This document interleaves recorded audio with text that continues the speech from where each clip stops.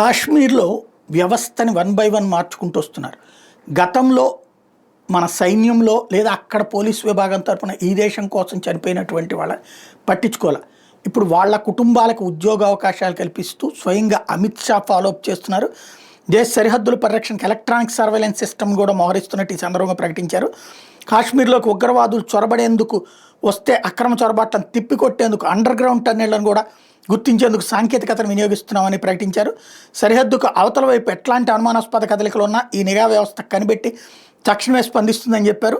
కాశ్మీర్లో 3 రోజుల పర్యటన సందర్భంగా ఆయన చాలా కీలకమైన నిర్ణయాలు తీసుకుంటున్నారు.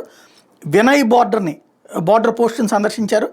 అక్కడున్న బీఎస్ఎఫ్ జవాన్లతోనూ మాట్లాడారు. అత్యంత సవాళ్లతో కూడిన పరిస్థితుల మధ్య విధులను సమర్థవంతంగా నిర్వహిస్తున్న జవాన్లను ప్రశంసించారు. వానలు, భీకరమైన చలి ఎండలను సైతం లెక్క చేయకుండా 365 రోజులు బార్డర్ పోస్టులు విధులు కొనసాగిస్తూ శత్రువుల కదలిక మీద ఒక కన్నేసి ఉంచుతున్నారంటూ వాళ్ళని ప్రశంసించారు. అదే సందర్భంలో ఉగ్రవాదులతో పోరాటంలో నెలకొరిగిన 10 మంది పోలీసులు, ఒక ఇంజనీర్ కుటుంబ సభ్యులతో మాట్లాడారు. వాళ్ళకి సానుభూతి తెలపడమే కాకుండా కారుణ్య ప్రాతిపదికన వాళ్ళకి కుటుంబాల్లో వాళ్ళకి ఉద్యోగ నియామక పత్రాలు ఇచ్చారు. కధువా జిల్లాలో పాక్ ఉగ్రవాదులతో జరిగిన పోరులో నెలకొరిగిన 4 పోలీసు కుటుంబాల వాళ్ళు కూడా వీళ్ళలో ఉన్నారు. వీరమరణం పొందిన జస్వంత్ సింగ్ కుమారుడు 12 ఏళ్ల యువరాజ్ సింగ్ కూడా ఉద్యోగం అందుకున్నారు. ఇప్పుడు అది స్పెషల్. ఇక్కడ మేజర్ అయ్యాక ఇతని నియామకానికి అనుకూలమైన చర్యలు తీసుకోవాలని అధికారులను మంత్రి కోరారు.